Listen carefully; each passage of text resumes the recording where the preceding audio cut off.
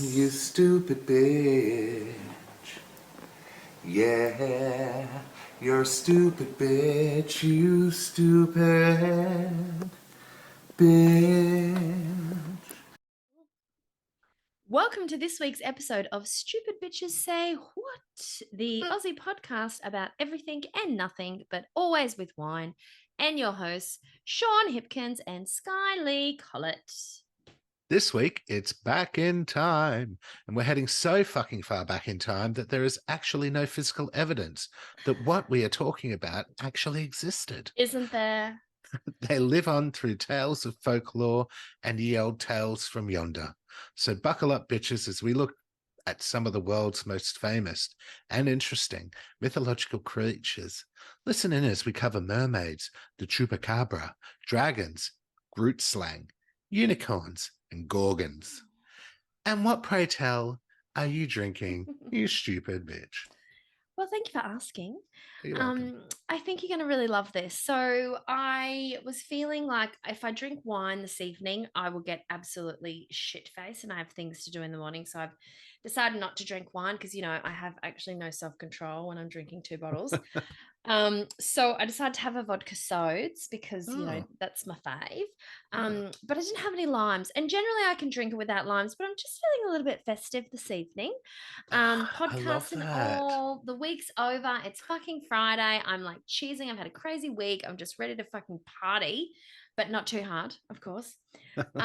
So when I realized I didn't have any lime, I decided to chuck in a little cranberry and pomegranate herbal tea Shut up. That's a into cool my idea. Spritzer. my little vodka soda. That's a great Um idea. so I've never thought of that. it's a very, very mild taste because if you ever drunk this kind of tea, it's quite mild. But that's good. You don't want Yeah. an overpowering Mm, vodka. mm. But So does it work well? yes, it does because I drink this tea quite often and I quite like it. So it's lovely. I feel like I'm drinking tea. I've got the little tea bag hanging there so you can see I thought that was off the the actual side. cranberry hanging off a string. So it continues. Look, here I am. I'm dunking it. Oh, For the look. viewers, I'm just dunking my tea bag in my vodka soda. Everybody Cheers. jiggalink. Cheers, you stupid bitch. I love that idea. That's very clever. Very resourceful, if you will. And it's funny you say that about feeling festive. The heat has brought on the Christmas spirit for me as well. Well, it's a fucking long way till Christmas, but I know it is. when I Like was it's saying September. festive, I meant like festive, like hurrah, let's have a parade. Oh, Not so much Christmas. well, see, I'm getting the Christmas spirit because the heat's Mm. coming in. I'm starting to get sticky and shit. And I'm like, Ugh, it's not long now. I hate being sticky. It's so gross. I hate Queensland weather. And what, pray tell, are you drinking Sean Vino Hipkins Plus? Well, you stupid bitch. I am drinking Dreambird. I've It's a got that. rosé. I've had that. It is a Ranger rosé. Yes, that's why I got it that time because it was a ranger. Yes. And it's from the Market River region, 2022. 2022. Thanks to Kim. I'm guessing that's the Kim from Naked Wines. But Mm, yeah, it's actually lovely. A rosé all day on weather like today, I say. lovely. Lovely. I love And that it's for you. delish. Is Hang on, it let me do a tasty? tones. Yeah, it is nice. It goes down nicely. Nice fresh rosé, different from a Mm, red. tasty. Tasty, tasty. And how's your week been, please? Look, week has been crazy as per usual. I found out this week that lots of my team members at work have been listening to the podcast. So I just want to say a little shout out to the DDHs. I love you Hey, guys. I DDH. hope you're listening. Hope you enjoy. I Hope you're also ready to love you hear me get guys. shit faced. And bag every one of them. I would never do that. You know how much I love you all. But I want to talk about something crazy that happened to me this week. So I want to try to think back and remember if I told you that when I did my taxes recently, I ended up with a tax debt. Did I tell you that this? Is that I, for this year? yes, I didn't. I didn't talk about it on the podcast, but did I mention to you I that don't after we think did our so. taxes, I ended up with a tax debt? Well, as I'm sure all our local Australian listeners will know, Overseas won't. We were getting a little bit of a cheeky little bonus for the last couple of years in our taxes to help with, costs of living from the government. So we got about $1,500 for middle income and low income. Actually, I think the low income's got a little bit more. But if you're middle income, you were getting $1,500 for the last 2 years, It was was it? quite the win. It 3 was years, lovely. I think. Yeah, 3 years, because it was to help with COVID, yada, yada, yada. Anyway, a wonderful, wonderful, wonderful government decided to rip it away from us Yes. at the end of the financial year, which was in June. So none of us got it this year. So it's pretty sad. It's pretty depressing. So I knew that when I did my taxes that I was going to be short that $1,500. Went through it all. I worked half the year from home, so I had a lot of stuff that I could claim. Living expenses, work from home. I'd kitted out my office in a few ways, so I claimed all that back, expecting still a tidy sum, still something, something good, at least $1,000 or so. But to my surprise, I ended up with a tax debt. So How my original rebate, I think, was about $1,300. So I was expecting about $1,300 in my account. Watching it for the first week after you put it in. So you put it in, and that's what it said you were going to get. It said I was going to about $1,300, I think, somewhere in that vicinity. That's very good. Tyler got about $3,000 back, but he's claims a lot more depreciation for the car, etc., because of the industry he's in. Anyway, so I was getting $1,300 back. Can I ask a quick question? Do you go through anyone? I do it myself. I've done it myself for years. Yeah. Yeah. But I read up, I research it all. I know what I can and what I can't claim, and do all the bits and pieces. So anyway, so I was getting $1,300 and I was waiting for it to drop into my account, and then it didn't. I thought, this is weird. It's been about 7 days, a week and a half. Normally it's in by now. So I went onto MyGov to check it out. Had a little letter there waiting for me, clicked on it, and it was for fucking Centrelink, saying that I actually owed like $3,500. So they'd taken my $1,300. Straight away, I wasn't going to see a cent of that, and I still owed like $1,900. Jesus. And I was like, what the fuck? Anyway, they do a bit of a calculation and a whole lot of stuff, and I read through it, and I've been meaning to go back and delve into it a little bit more, but I just pretty much had accepted it. I was like, somewhere, maybe in my change of jobs, the income that I had said that I had, because I get child support and stuff like that for Link still. Maybe that's where I'd gone wrong. So I just went, fuck it, I'll cop it. Accepted what it was. So that was about a month ago. So at the moment we're house hunting. We're trying to get buy our first house together. Get in the market. Yeah. So I've got this little looming tax debt over my head, and I've been freaking out a little bit about it, because every time I go on to try to make a payment arrangement, it's not accepting my payment arrangement because it hasn't settled things and stuff. $1 a week's not enough. Well, I did accept my $1 a week, but then the money that I'm getting from child support readjusted, and that messed up. Anyway. And you don't want that fucking staying over you for 1,800 weeks either. Exactly. So I'm just like, I just want to get rid of it. Yeah. Anyway, so I'm trying to think, and when you have to call Centrelink and deal with them, you never get through. It takes hours. It's a very and long just process. The worst thing ever. So this morning I'm getting ready and stuff. Brent comes out today. I log online, look into my bank account, and I went, what the actual fuck? And I screamed out to Tyler, and he's like, what's wrong? What's wrong? I'm like, just look in the bank account. Just look in the bank account. And he's like, what is it? So he logs into our account, and in our normal everyday account where we get our wages and pay our bills from, there appeared about $4,500 extra dollars. And I just gotten paid my salary. So the balance of our everyday account was fucking huge. And I'm like, so that's on top of your salary? On top of my salary. So I'm like, what the fuck? Anyway, so I look into it, and it says that it's Centrelink money and money from the ATO. So then I go online to my Gov, and I've got a letter saying that they'd miscalculated my tax refund and money that they owed me from last financial year. They've recalibrated the whole thing, and they actually owe me a shit ton of money, plus the money they took off me. Jesus. So they owed me my $1,300, and then the rest was money that was owed to me throughout the year. How long ago had you done your tax at this point? No, it's 12 months. I'd done it in 12 months. No, I mean, since you'd done your tax return. I did it probably the second week of June. Second or third week of June I did it. Yeah. Wow, what a win. I know. So what do you owe me money for? So not to put it out there, that I'm loaded or anything, because I'm certainly not. It's gone straight into the house fund. Yeah. What a So just relief. pop that up a little bit. But yes, I was like, I'd been having a bit of a shit week. It was a bit hectic. I've been working really long hours. I was feeling a little bit like, God. I Yeah. haven't had a drink at all this week or a vape because I've been trying to be That's good. 2 weeks in a row. Yeah. I know. I'm very proud That of is myself. good. Nearly broke last night, but yeah. So today was a really good day. Good for you.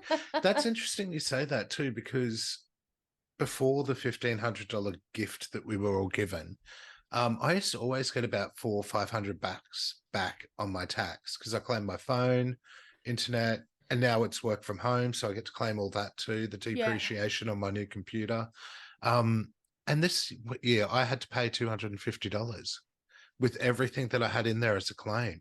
Well, And maybe wait. Maybe they had some new trainee in there doing all the calculation. I mean, the computer does. So, like, well, it's comforting to know that if they have fucked up, they're going to let you know. yeah. But I've already So, paid the $250 because Vinny got $350 back, so we and you just just said used take his it. to pay mine. Yes, Yeah. yes, yeah. Because you can tick that thing, take my spouse's tax return to pay off any debt, sort of Oh, thing. I didn't do that. We just waited till it was come and then paid it that way Oh, right, because I got the right. bill from him, Mm.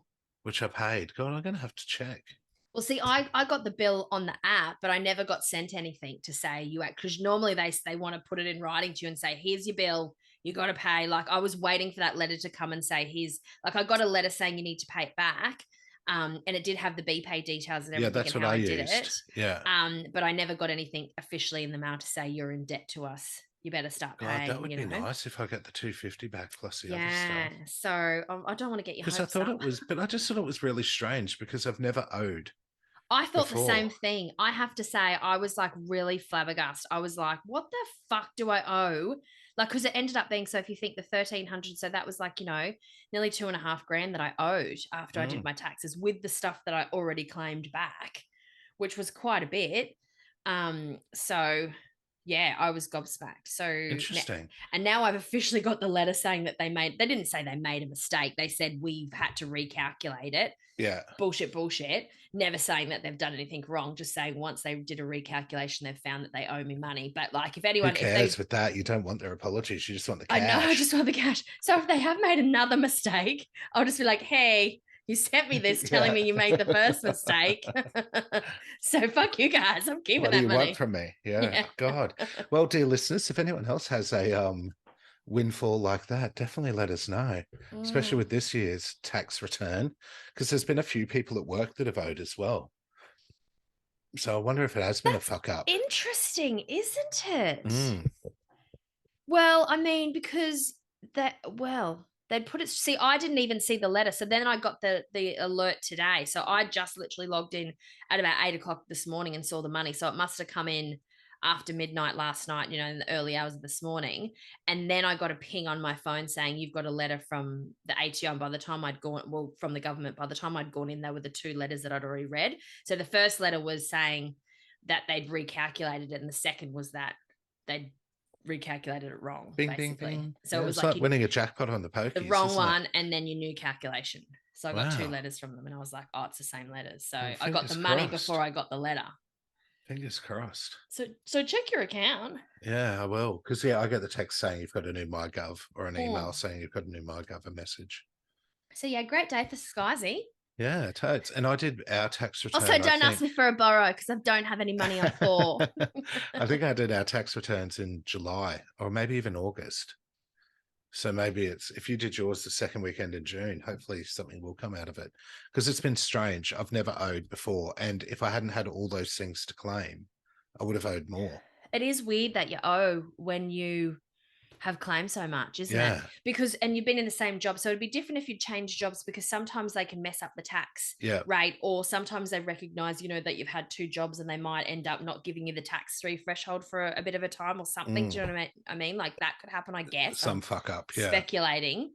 But if you've been in the same job and they're taxing you the same rate that they've taxed you all these years, there's no real explanation. So maybe you should dig into it. I'm going to, but I'm not going to poke the bear. Yeah. Because I'm pretty happy with how it turned out. Don't look the gift. So I'm just going to leave it. Cool, and well hope done. for the best. That is good news. I know. How about you, stupid bitch? It was your week as great as mine. Well, not financially, but we saw the Barbie movie finally last Oh, Sunday. oh my God, please don't tell me any spoilers because I'm desperate to see it. I won't give any spoilers. But obviously you've seen how well it's done in the box office and the Of highest course. grossing Warner Brother movie in the cinema and all this shit. And we'd heard so many rave reviews, so we went in high hopes and we enjoyed the movie. Um, But was we it didn't get. overhyped for you at that I point, was guess it it? was overhyped, but the thing is, and I think the difference is, so I think if you were a woman going to see the movie, you would feel it quite powerful and quite not inspiring, but what the messages are in the movie and what they say and stuff like that would really sort of probably hit home a bit more Sure. and give you that boost. So it's like if we when we watched a movie like Love, Simon, I don't know if you've seen that. It was sort of about I know the one. coming of age gay kid coming out to his parents, coming out to his friends, doing all that, like that stuff. When we watch that, that really hits home for us. And it's something, I guess, and not being condescending, but you wouldn't understand at that level. And like we don't understand what it's like to be a woman Yeah. either, you know. So I think as a woman, you'd probably get a lot of stuff from it. We've had some hard ass friends who go against the grain on a lot of stuff who ended up crying at the end of Barbie. Oh, wow. Yeah. So I think it must be something that's a bit more sort of hits home a lot more for women. But I thoroughly enjoyed it. I thought it was a great movie, great acting, good messaging. But yeah, I I did enjoy it, and I think you'll probably get more from it. So I'd like to hear what you think when you see it. I'm How very much excited to what see it. validation you get from it, I guess. The other quick thing I want to say is Good Pair Days. So I still get my monthly subscription from them. I can't remember if I was telling the podcast or if I just said it to you how I went through and rated all my wines and I got all these points and I ended up becoming I'm pretty sure you did do it on the podcast. yeah, I became a top tier member basically. So because we've had it for over nearly 2 years, I think. So it's a lot of points to claim. So now I'm starting to get, and I've been missing out on this the whole time, but now when they send a delivery, they send a little sample of something free as well. So yeah, we Ooh, got I some love free free. stuff. Yeah, me too. Sugar free, low alcohol. Oh, is it? Oh, it is low alcohol. Low alcohol. Boo. Yeah, vodka mixer. Last month, we got like 4 packs of this real fancy ginger beer, and so yeah, thoroughly enjoyed. If you have Good Pair Days, guys, make sure you rate your wines. Just go through and give them 5 stars each, or give some 1 star, and you'll get a free bottle of wine out of it. Love that. So I think you're up first, you stupid bitch. Oh, I was thinking that. I actually thought you were up first, but I guess because we did back in This time, paper didn't we? Yeah, because that for was true crime. You went first, yeah. Then I did pop culture. What was pop culture? Oh, urban legends. That's right. True. Oh yeah, this is back in time, isn't it? Yes, yeah. yes. Okay, great. All right, so I'm going first.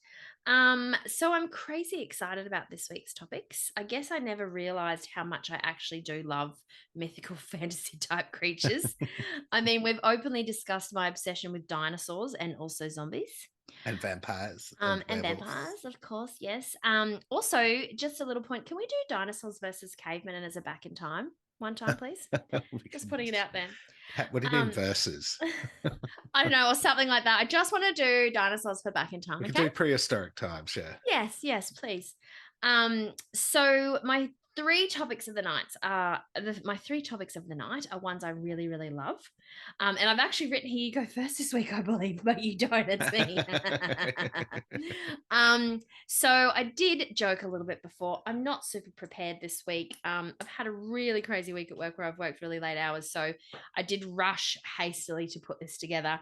Used a lot of Wikipedia, but I will also want to add that I donated to Wikipedia this week. I did see that. Yes. After getting their message, and I have donated before. Usually, I just ignore. But there's been a few times where I've gone fair call, guys.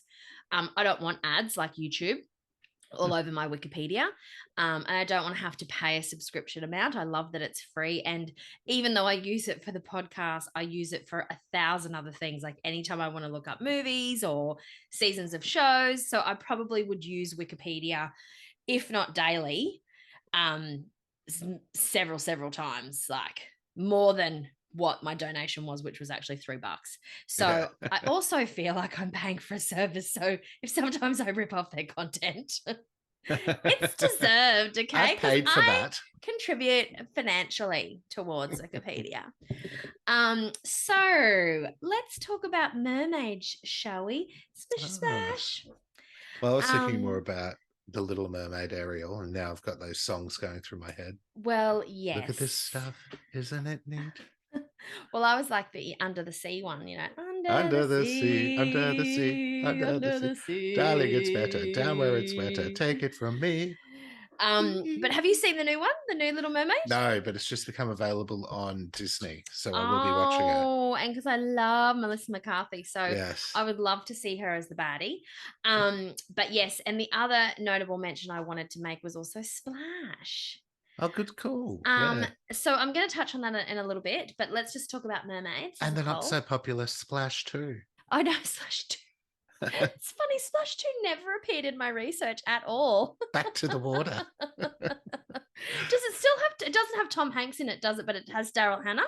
I can't remember. Let me Google. I have a feeling it didn't have, or maybe it doesn't have either of them in it. Maybe it's a different mermaid altogether. No, it is a different mermaid altogether. Oh, it is. Who is it? Who are the main characters in Splash 2, please? Splash 2. And just for context, the 2 is TOO. So Splash also. It has Todd Waring, Amy Yasbeck, and Donovan Scott. Never heard of them. What's Never heard of them, please. No wonder it didn't come up in my research. It is a sequel. Alan becomes bored on the deserted island on which he and Madison currently live.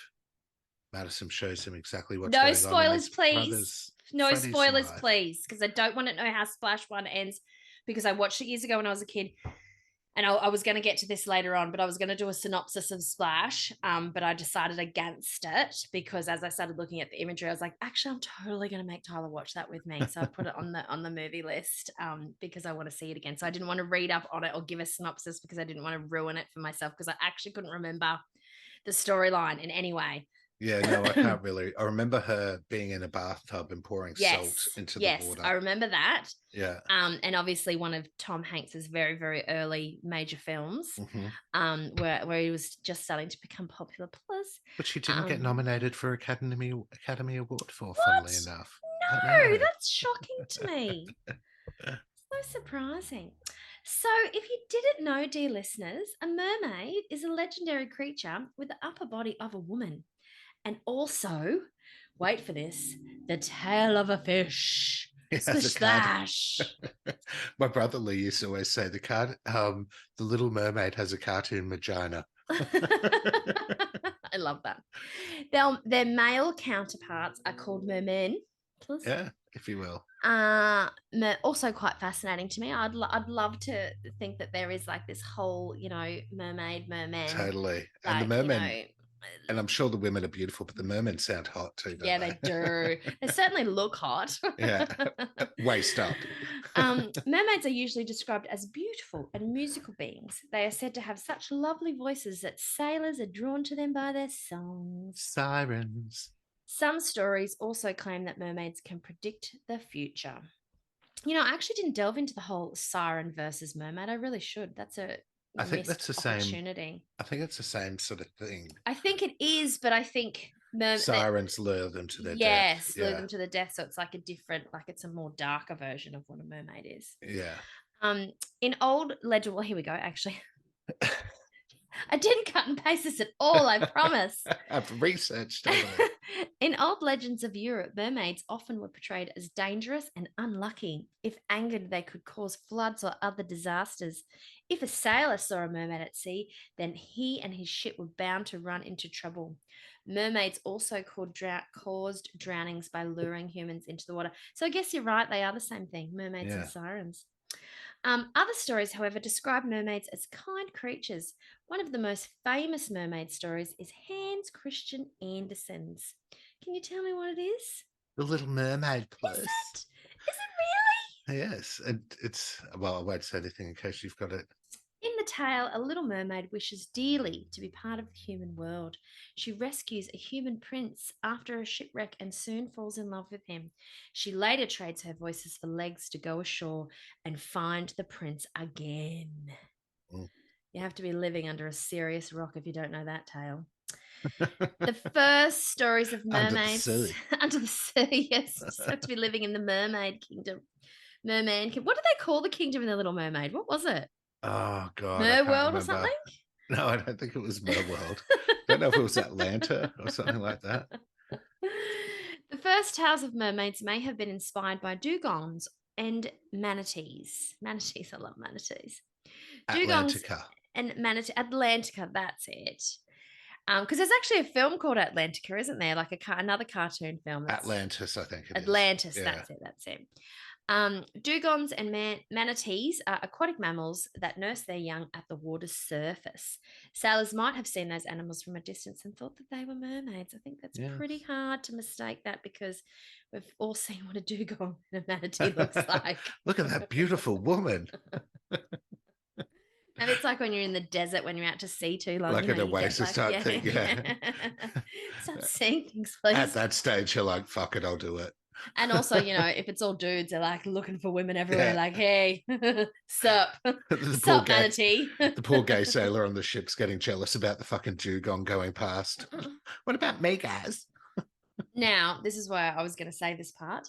Now, I was totally going to go through the synopsis of Splash, but as soon as I saw the pictures, I totally felt the need to watch it again. So didn't want to ruin it for myself. Selfish, I know. Well, not really. I know. Then we inspire everyone else to watch it. Let me see if it's on a streaming service. Continue, though. That's it. Ah, that's my bit. So Splash. I thought there'd be a little bit more interaction with the whole Little Mermaid piece, to be honest. Splash is on Disney. Fantastic. And let me look for Splash 2. Splash 2. Yeah, I think I'll draw the line at Splash 1, thanks. Yeah, it's not even coming up. Yeah. There is a thing called A Bigger Splash. Oh, okay. No. The other one that came up as well, is it Aquamarine? Is that the one? I think it's the Aussie or someone that they filmed it in Australia, maybe. Yeah, was it Aquamarine? There was a mermaid TV series, I think it was, and there was Chloe. Was it that Chloe? No, Cleo. Well, the other thing that came up when I searched the top 10, the best mermaid movies, the top 10 of best mermaid just movies. Add water. Yeah, but there's another one. Aquamarine's another one, I'm pretty sure. Yeah, I think that's a similar type thing. But there was actually a bunch of horror films involving mermaids. Sorry, it's Tidelands was the Australian one. Oh, yes. But that's quite recent, Tidelands. That's only a couple of years old, that one. Yeah. Yeah, go on about it. There's a couple of horror movies. Yeah, there was a couple of horror movies that came up, but they were foreign horror movies, but they, had some really gruesome bits and pieces about people finding out they were mermaids with teeth. And did you know the original Little Mermaid by Hans Christian Andersen was meant to be a love letter from him to another dude? I did not know that. Yes. I know a lot of the Hans Christian Andersen ones, weren't they supposed to be, they're translated into fairy tales, but they're actually based on a bit more of a horror story? The original versions of them are all a bit more. Or is that Grimm's fairy tales? Is that what I'm thinking of? Grimm's brothers? Grimm's brothers, yeah. I think Brothers Grimm. The Brothers Grimm, yeah. Yeah, but no, I think even like Cinderella originally, when the evil sisters are trying to put on the shoe, they were actually cutting their feet into, cutting bits of their feet off to try and get the shoe to fit. So it was always a little bit more darker. But the same with Sleeping Beauty, like Rumpelstiltskin, and he was like, give me your firstborn and shit, and little evil fucking dwarf running around fucking shit up. Say my name, bitch. Say my name, bitch. So when Danish author Hans Christian Andersen wrote The Little Mermaid as a short fairy tale, he did so in 1837. He did so as a way to illustrate his failed attempt to woo a heterosexual man named Edward Cullen. Oh, well, there you go. Mm. Got you know a little bit of the history there, don't you? Well, it's about the gay Of stars. course it is. It piqued my interest. So, which one are Okay. you going to do first for us? So I also have a little Chupacabra. Chupacabra. I also have a little intro before I get into mine too, saying, so before I start with my first one, I did want to say how delighted I was when you came up with this topic. As a kid, I was really obsessed with ancient Rome and Greek mythology, a world which had a plethora of mythological creatures. Plethora. Please. That's many, guys. That's a lot. That means a bunch, a whole it's fucking bunch. it's a lot. I found the gods and their powers fascinating, and the animals, aminals that were a part of that. While doing the researching for my 3 topics for this episode, I wanted to do some that I didn't really know too much about, and of course, an old favorite as my final topic. So, are you ready, please? Yes, I'm ready. Yes, please. All right. So, the Chupacabra, have you heard of it? Yes, it's in a Scooby Doo episode. Is it? It's in like lots of other, Spanish. It's got Spanish, Mexican Mexican, yes. origins. Yes. Yes, you're right. So the chupacabra is a legendary creature in Latin American It's the folklore. Chupacabra. It's the Chupacabra. Ah! Particularly in countries such as Mexico, Puerto Rico, and parts of South America. The name chupacabra translates to goat Scary man. sucker Oh, goat sucker. Of course it is. I knew this. in Spanish, which refers to its purported habit of drinking the blood of livestock, particularly chickens, and yes, you guessed it, Humans? goats. Oh, goats. Dumb bitch. The chupacabra is often described as a small reptilian or alien-like creature with sharp spines or quills running down its back. I It's thought it was big, like a it's- fucking wolf thing. Because I'm no, pretty sure there's an X-Files episode about it too. it's there. Yeah. Well, its appearance can vary in different accounts, Sure. but it is typically depicted as having red or glowing eyes, sharp fangs, and a greyish or greenish skin. It is infamous for its alleged habit of draining the blood from domestic animals. Farmers and Yes. ranchers have reported finding their livestock dead with puncture wounds on their neck and their Ooh. blood completely drained. Do you know, I was just thinking though, we maybe might need to do a follow-up mythical creatures because there's so many, isn't there? There's I thought lots. for sure you would have done Bigfoot or the Loch Ness Monster. Yeah, I know. They did come up as well. Yeah. But I like all the fantasy-ish ones, a bit more not as popular, I guess. And I did want to do a couple that I didn't know too much about. So reports of Banshee. I heard Vinny in the background. Yeah. I thought about banshees as well. So reports of the Chupacabra sightings and attacks began to surface in the 1990s. So a modern mythological beast, really, particularly in Puerto Rico, where the legend first gained widespread attention. Since then, similar reports have emerged from other various Latin American countries and even some parts of the United States. No way, it's only from the 1990s. 1990s, yeah. Believe it or not, many scientists and experts consider the chupacabra to be a mythical creature, a result of folklore. And they attribute the deaths of livestock to natural predators, diseases, or even human actions. There is often a lack of concrete evidence to support the existence of the chupacabra. Can you believe? No, I don't believe that. It has, however, Shocking. become a popular subject in books, movies, television shows, and other forms of pop culture, where, funnily enough, it is often portrayed as a fearsome and mysterious creature. In the night. Descriptions of the chupacabra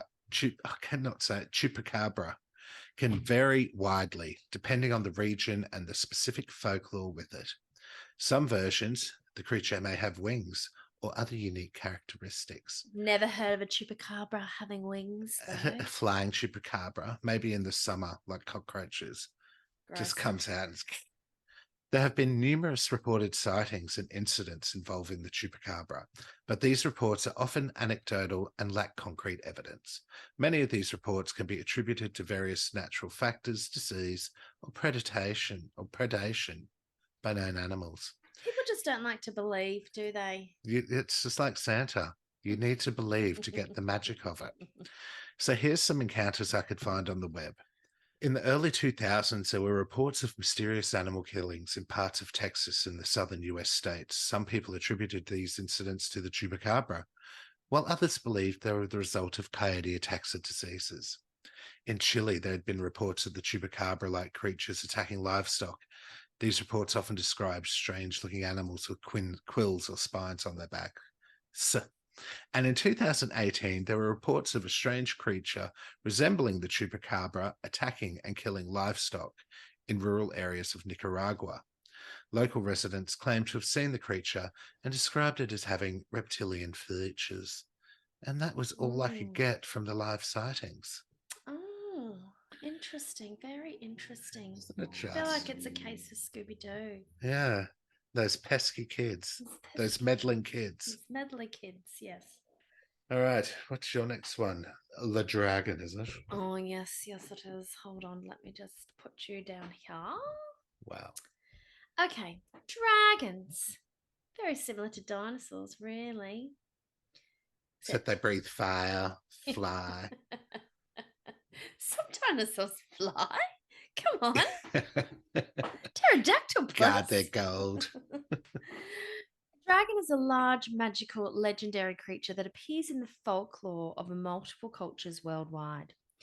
Beliefs about dragons vary considerably through regions, but dragons in Western cultures, since the High Middle Ages, have often been depicted as winged, horned, and capable of breathing fire.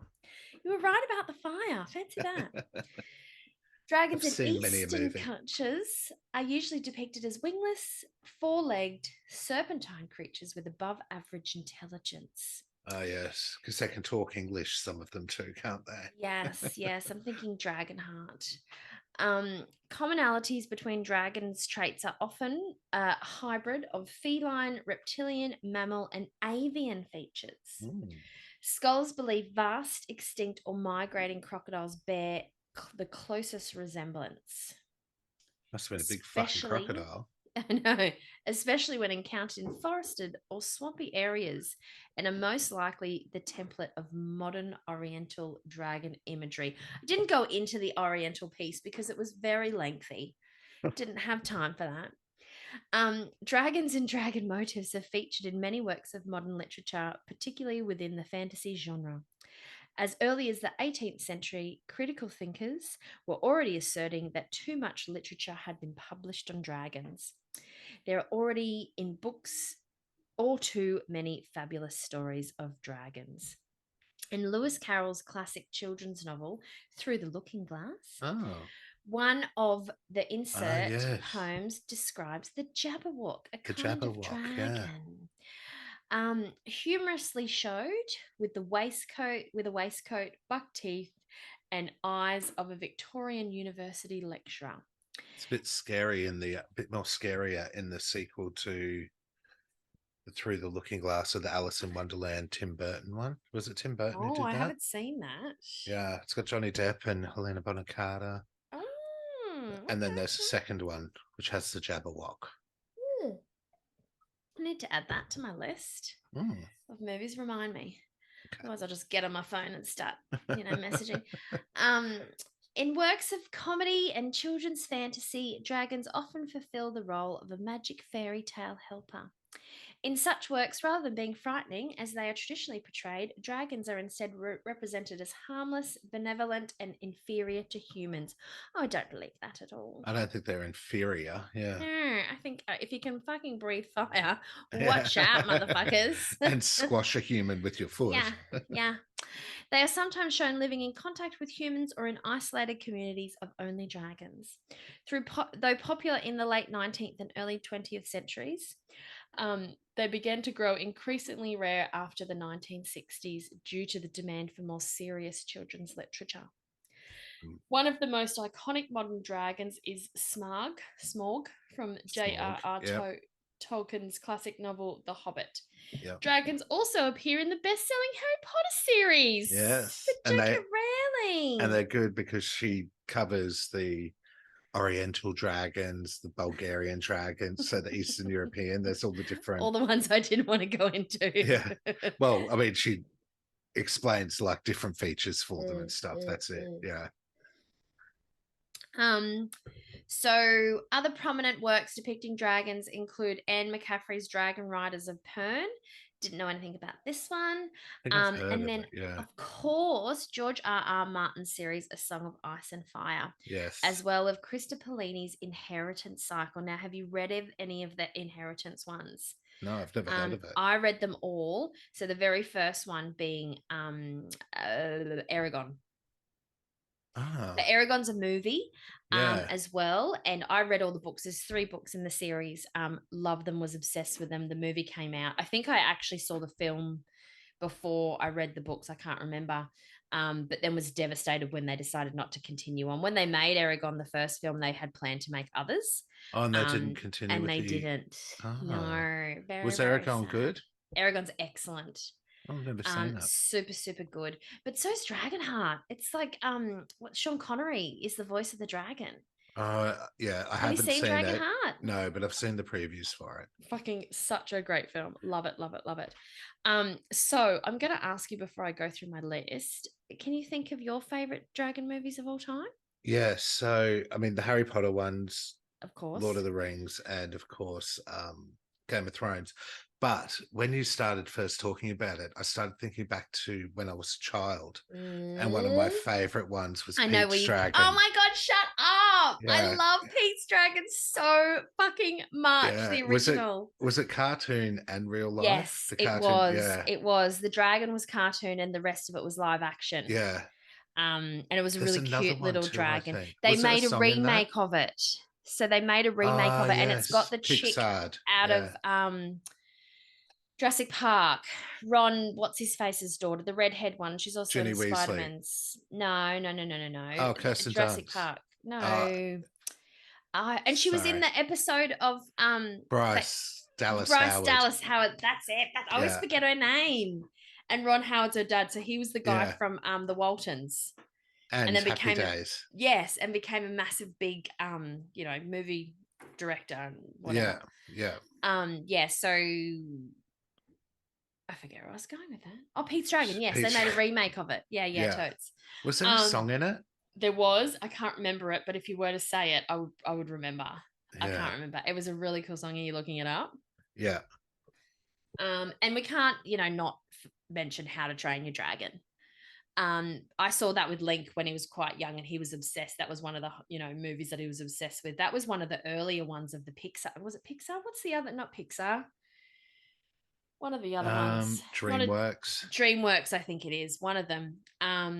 But that's a really good film as well. And also Neverending Story. Yes. The Luck Dragon. Yes. That was amazing. Yeah. I was wondering if you would remember that. And he didn't have wings either. He could just fly, couldn't he? Yeah. Neverending Story. The big white one. He was the best. He was so cool. I loved him. They had the head of that in the Ghost Train at Expo 88. And he used to go into the mouth of the Luck Dragon. Yeah. Oh, see, I didn't live here then. I was still living on the Senny. Mm-hmm. Yeah, cool. Yeah, but Pete's Dragon. So I had a look at the songs, and it's just got like Something Wild, Prince, the Dragon song. So it might be the Dragon song. There was definitely a song that I remember singing as a kid and loving it and watching it a bunch of times. And the Lumineers do Nobody Knows from Pete's Dragon. So that would be the recent adaptation of it. But I remember starting to watch it with Link one time when it first came out, and Link had already seen it with Mum, and Mum was raving about how good it was. And I remember I think he fell asleep and I put him to bed because he was still little-ish. And I never actually finished it, but I remember being sat there going, this is awesome, and wishing that I'd finished it. Yeah, so I really want to watch, because I remember seeing it, starting it thinking, oh, I'm not going to like this. Like, it's going to be weird. It's not really my thing. Yeah, it's not going to be as good as the original, and the original's like still only for kids, right? You couldn't watch the original now and be like, what a great film. It wouldn't hold up for adults. It's definitely a kid's film. And then I watched the remake thinking, oh, this is going to be shit. And I started to love it, and I never finished it. So I really want to watch it again. Well, they're both on Disney as well, both of them. Stop it. Yeah. Oh my God. I'm writing it down. And speaking of Disney, a new series of It's Always Sunny in Philadelphia has come out too now. Oh, we got So I think it's 15 or Tyler couldn't get 16. into it. I was just starting to get into it when he put the kibosh on it and said, "No, I'm over it. I can't do it anymore." Yeah, it's one you got to stick with. Yeah, I get that. I where will the try and go series back. become better. Yeah. Yeah. So I'm glad you agree with some of my favorite dragon movies. Yeah, totally. All right. So my next one is called The Grootslang. Have you heard of this one? The name sounds familiar, but I can't place it. And it's not I Am Groot. Yeah, and that's what I was thinking as soon as you said it. I was like, it's I Am Groot. So the Grootslang. Let me just fill up my whiny. Is it made of trees? No. It's a mythical creature from South African folklore. And its name translates to great snake or big snake in Afrikaans and Dutch. Like an anaconda. It is said to be a large serpentine monster with some unique characteristics and legends associated with it. So the Grootslang is typically described as a massive serpent-like creature with the ability to grow to enormous proportions. It's said to have the body of the snake, but with the head of an elephant. It is said to be 40 to 50 feet in length and leave a track 3 foot wide. Some legends describe it as having diamonds in its eye sockets. And according to a version of the story reported among the Bushmen, the Grootslang is older than the world and will protect its treasure for eternity, and that this creature was created by the gods and is considered a result of a mistake during the creation process. Oh, I like that. The Grootslang is said to dwell in a cave known as the Wonder Hole, or the Bottomless Pit, which supposedly connects to the sea 64 kilometers away. The Grootslang has a weakness for diamonds, and this cave is filled with them. The Grootslang has a weakness for diamonds, and its cave is filled with the diamonds after spending centuries collecting them. But it also loves gold and gems, and it's said to lay coiled around its treasure that it guards fiercely, and if it comes under threat, it is willing to make deals to protect it. Ooh. Like, hey, bitch, I'll let you live if you fuck off. According to legend, only one person has entered the Wonder Hole and returned. That's a horrible name, isn't it? The Wonder Hole. This was a prospector who used a cable winch to descend into the cave until he reached a ledge. There he saw tunnels leading further in and smelled a strong scent of sulfur, but he dropped his electric torch when bats flew towards him and he had to be pulled back up. He did not descend into the cave again. The Grootslang is an important figure in the mythology of various South African indigenous groups, including the San people. It is used in stories to teach lessons about the consequences of greed and the dangers of venturing into unknown or treacherous territories. I could not find any accounts where people had actually seen the Grootslang.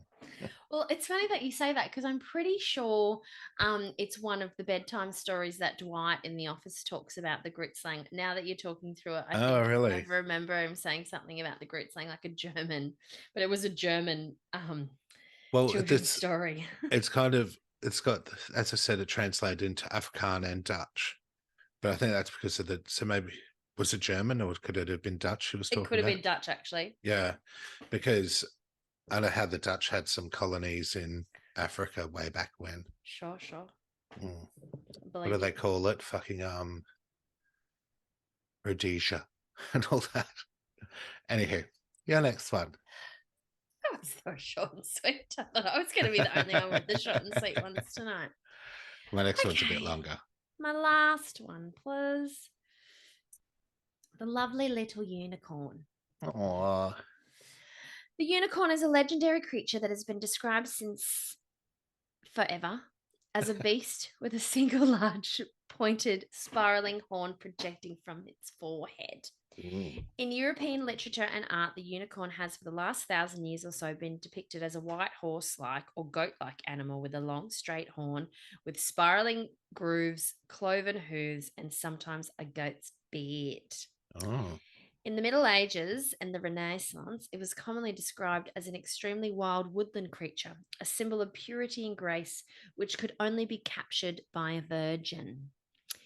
In encyclopedias, its horn was described as having the power to render poisoned water Yes. drinkable and to heal sickness. Its tusk was sometimes sold as, the tusk of the narwhal was sometimes sold as a unicorn. I was going to say to you before you said that, what happens when a unicorn fucks a mermaid? A narwhal. A bovine type of unicorn is thought by some scholars to have been depicted in seals of the Bronze Age Valley civilization. A bovine? Yeah. That's a cow, isn't it? I know. Equine, I could understand. The interpretation remaining controversial. An equine form of the unicorn was mentioned by the ancient Greeks in accounts of natural history. Okay, so they're saying writers. Originally they made it a cow-shaped thingy. It's more cowish. But now it's more horsey. No, it's now horsey. Nay. The Bible also describes an animal, the rahem, which some translations render as unicorn. Oh. The unicorn. Well, if it's in the Bible, it must be true. I know, but dinosaurs aren't, so no. They're false. The unicorn continues to hold a place in popular culture. It is often used as a symbol of fantasy or rarity. Now you're gonna love this, bitch. Oh. Queer culture, plus. Oh. By the beginning of the 21st century, unicorns became a queer icon, second only to the rainbow flag, symbolizing queerness. The rainbow flag, created by American artist Gilbert Baker in 1978 as a joyous symbol of the diversity of the queer community, became prominent during the gay rights protests of the 1970s and 1980s. Unicorns, which were intrinsically linked to rainbows, cut and paste, please, cut and paste. Linked to rainbows since the Victorian era, became a symbol for the queer community. There is no consensus on how the unicorn became a gay icon. An editor, I think it's just because it's so fucking fabulous and mythical and slay, bitch, slay. That's exactly right. An editor of a design magazine notes that the values of a unicorn as rare and magical have resulted in the word being used with various connotations. Mm-hmm. When directly asked, queer people give different answers. There are compelling stories about their own close personal relationship with unicorns, and they often relate to one or more of the following aspects. Are you ready? Go for it. Uniqueness, magical quality, unique New York, elusiveness, and gender fluidity. Oh. Queer individuals tend to relate to the unicorn because of their unique sexual orientation and gender identity. What do gay unicorns eat? Hey. Hey. Hey. A New Orleans journalist described her connection to unicorns when she watched The Last Unicorn as a child. In the film, the protagonist believed she was one of a kind throughout her life. She was able to relate to that feeling, even though she didn't know what her kind was at the time. Oh. Some argue that the gender fluidity of the unicorn makes it a suitable representation of the LGBT community. In ancient myths, the unicorn is portrayed as male, whereas in the modern times, it is depicted as a female creature. Oh. Unfortunately, there really is no list of best ever unicorn movies. However, The Never Ending Story is the all-time best unicorn movie. No contest, please. Is Artaz a unicorn? The horsey. Huh? The horsey that dies in the swamp. Isn't that Artax? Isn't he a unicorn? I don't know if he was a unicorn. Well, he looked like a fucking unicorn. Never Ending Story. Artaz? Is it Artax? It doesn't have a horn. Oh, I always thought he was a unicorn. Well, in my head, that was my own thing. I ad-libbed that. I didn't cut and paste that. And he died in the Swamp of Sadness. Yeah, I thought he was a unicorn. Come on, Artax. But there's a unicorn in Harry Potter as well. Oh, of course. Yeah. They have all the mythical beasts. They do have all the mythical beasts. Mythical beasts and where to find them, please. Mythical creatures. It is mythical beasts, isn't it? I think it's creatures. I don't know now. Now, let me just Google Yeah, I feel like beast is somewhere in the title. mythical creatures and where to find them. Fantastic beasts. That's it. And Fantastic beasts and where where to find them. them. All right. Well, my last one is Gorgons. Do you know what a Gorgon is, you stupid bitch? A gargoyle? No. So, according to An legend, organ? the Gorgons were the children of Phorcys, a premadoral sea god, and Ceto, a sea goddess, Ooh, who I happened to be like this. brother and sister, please. Were they mermaids and mermen? They may have been. They had a large and colourful family of children, Oh, I bet they did. each stranger and more peculiar than the last, including the Greyae, or the Grey, a trio of elderly sisters who shared one eye and one tooth between them that they took turns to use. Oh. I love that. That would make a great movie. Well, they're in a movie, actually. I'll get to that. Echidna, who was half woman, half snake. Ladon, a fearsome dragon who was tasked with guarding the golden apples of Hesperides, and Scylla, a woman with dog-headed loins. So I said lions, but it's loins. Else cut and pasted tonight, please. Such was Ceto's reputation for giving birth to terrors. She became known as the mother of sea monsters. It's all fascinating shit. This is why I loved Greek and Roman mythology, when you get all these stories that people have obviously put so much time and effort into creating backstories and all this shit to, you know what I mean? I knew you were going somewhere with that. The Gorgon trio were named Theno, Stheno, Theno, Uriel, Uryale, and the most famous of them all, who I had. Do you know who this is? But obviously you don't. Who was that? Medusa. Oh, Medusa, with all the snakes in her hair. Yes. So although the first two were immortal, Medusa was not. Oh, Their poor faces Medusa. their faces were ugly and their hair were replaced by snakes. They had golden wings, boar-like scaly fangs, scaly skin, and long tongues. Anyone who would gaze into that visual. Anyone who would gaze into their eyes would be turned to stone instantly. Though some iterations say only Medusa had that power. So, in one legend, Medusa, aka the Queen or Guardian, was once a beautiful mortal woman, which is why her sisters hated her so much. However, she incurred the wrath of Athena when she was violated, aka brutally raped, by the god Poseidon in Athena's temple. In some versions of the myth, Medusa was punished for this act, while in others, she was cursed by Athena for her beauty and vanity. As punishment for her actions, or due to Athena's jealousy, she was transformed. I love how she's the one who gets punished for being raped. Yeah, totes, always. She was transformed to look like her sisters. Medusa's once beautiful hair was transformed into a writhing mass of venomous snakes. Her face became so horrifying that anyone who looked directly at her would be turned to stone. She met her end when the hero Perseus embarked on a quest to slay Medusa as part of a heroic adventure. It wasn't her fault. Have you seen Clash of the Titans? Oh, Tyler has. I think he's going to listen to this and be like, you have to watch. I think I might have seen it yonks ago, maybe. Well, they did a new version of it that's got the guy from what's that one where they starts with A, and they like it was a huge blockbuster one with blue creatures, Avatar.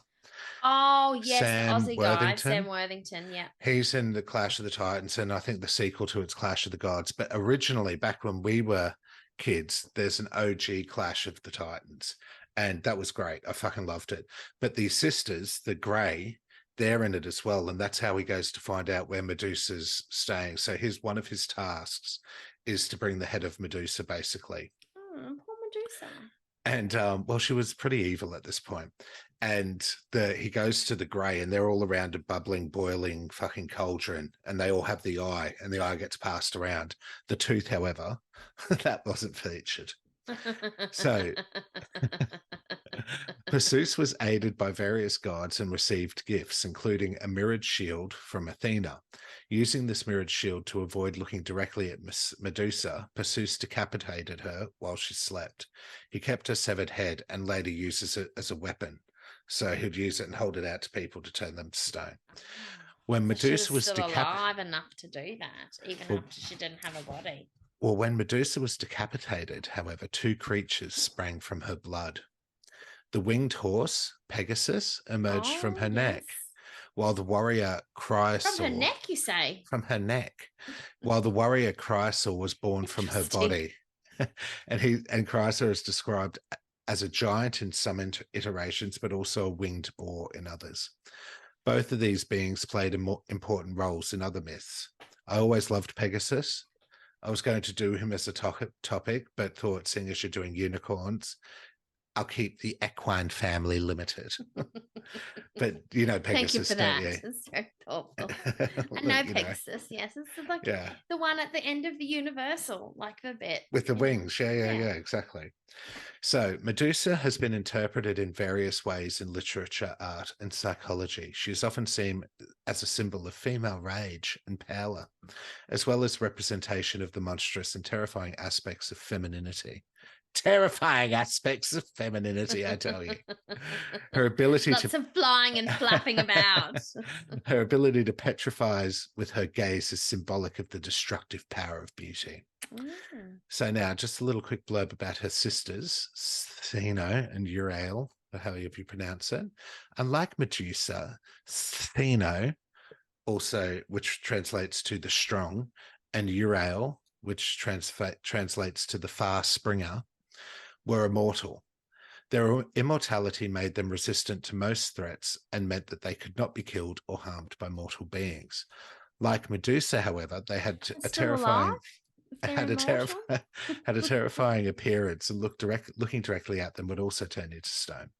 So they do not play a central role in Greek mythology, however, but they are mentioned primarily as Medusa's sisters and as creatures to be feared. Stheno, the oldest, was said to be the most independent and most ferocious of the three, and killed more men than her sisters combined. Euryale, the second oldest, and both her and Stheno. Euryale is the second oldest, and both her and Stheno show no care for Medusa. Oh, poor Medusa. Euryale is more of a sidekick to Stheno. Maybe the S is silent, so we'll just go with Theno for the last two sentences. But her personality is different in that she is the one who shows mercy towards others. So she's known as the kindest of the sisters, but also the dumbest. She's also slightly shorter than Theno. I'm picturing a Jan and Marsha scenario between the two of them. Yeah, totes. Yeah. Marsha. Theno. Theno. So yeah, that's my Gorgonzola bitches. Well done. Thank you. Very enjoyable. Thank you. Well, thanks for listening. We hope you enjoyed our trip through time, please, and learnt a thing or two about these mysterious and peculiar mythological beings. Tune in next week for What's the Haps, the episode where we cover the topics from the last 4 weeks that really piqued our interest, please. Make sure to comment and review our podcast wherever you listen to them, and also share, subscribe, and like while you're at it. And remember, if you're whining, you're winning. Good night, stupid bitches. Good night. Do you realise that we forgot to do the whining and winning in the last 2 episodes? Oh, did we? We did. You mean you forgot? I mean, I forgot. Good night, you stupid bitches. I need another drink. All right. Yeah, that stupid bitch. He's a stupid bitch. What a stupid bitch. That stupid bitch.